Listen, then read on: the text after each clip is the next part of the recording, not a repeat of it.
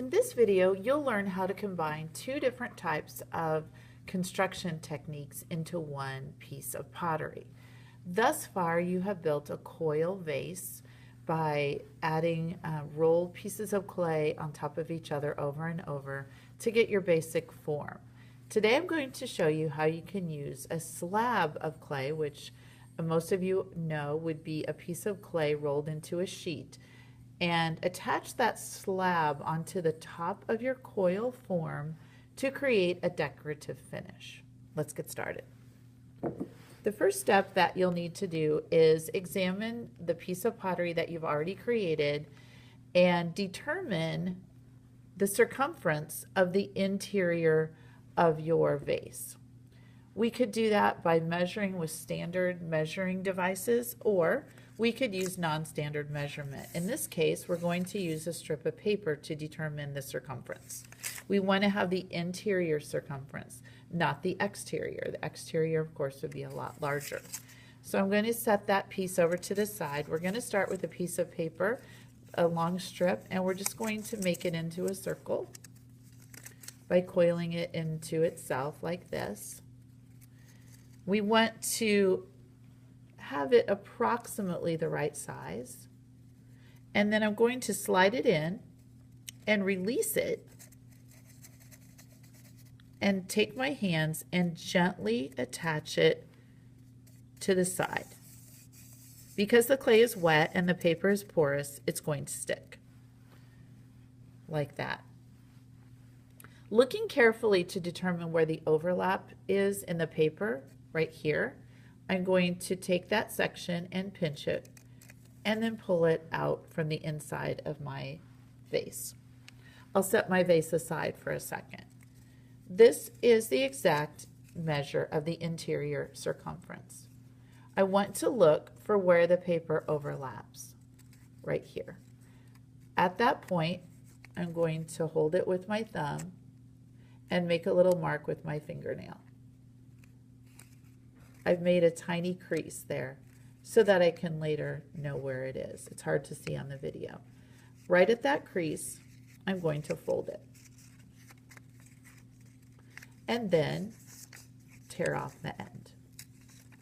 After I do that, I know that this is the exact measure of the circumference of the inside of my vase. After I have that measurement, I'm going to get a piece of clay. This is a slab of clay that has already been rolled out, and it's the exact width that we need it. And now we're going to adjust the length. Starting at one end, I'm going to make a right angle cut with my fettling knife. Now I have a piece that has a right angle here to here and here. I'll take my piece of paper and use this as my non-standard measuring device. Put it along here, and then I know how long that this slab has to be. I'll make another right angle cut here at the end with my fettling knife. I can discard this now. And I have a piece of clay that is the exact measure of the inside of my vase. I'll form that into a ring and set that aside for a moment. Returning to the vase, I'm going to use my scoring tool and score the inside all the way around. I want to do a really good job on this so that it sticks. The purpose of putting this extra slab around the edge is to give some stability to the edge of your vase and to give it a nice pleasing finish.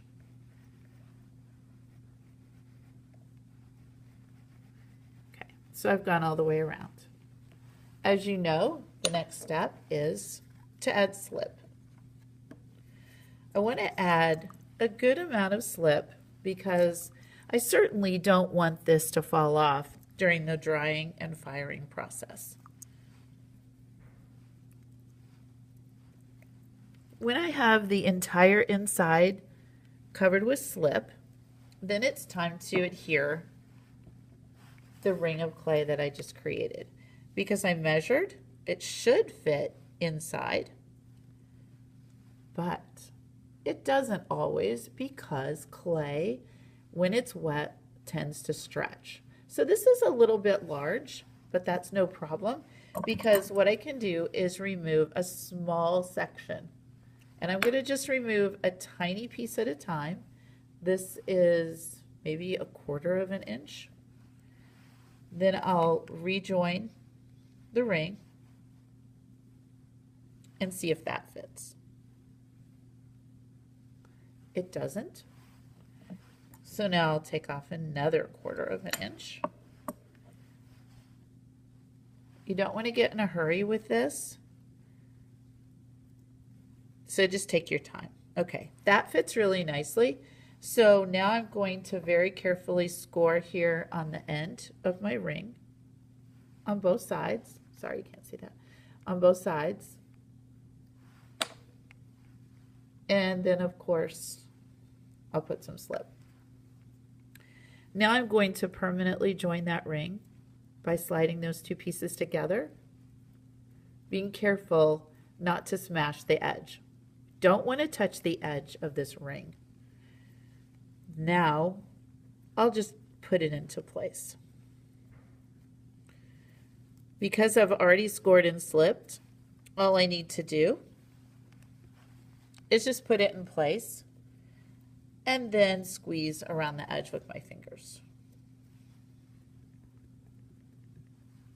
I want to inspect it to make sure that it's straight and make any adjustments. At this point, I can also use my finger very, very delicately to smooth out the edge,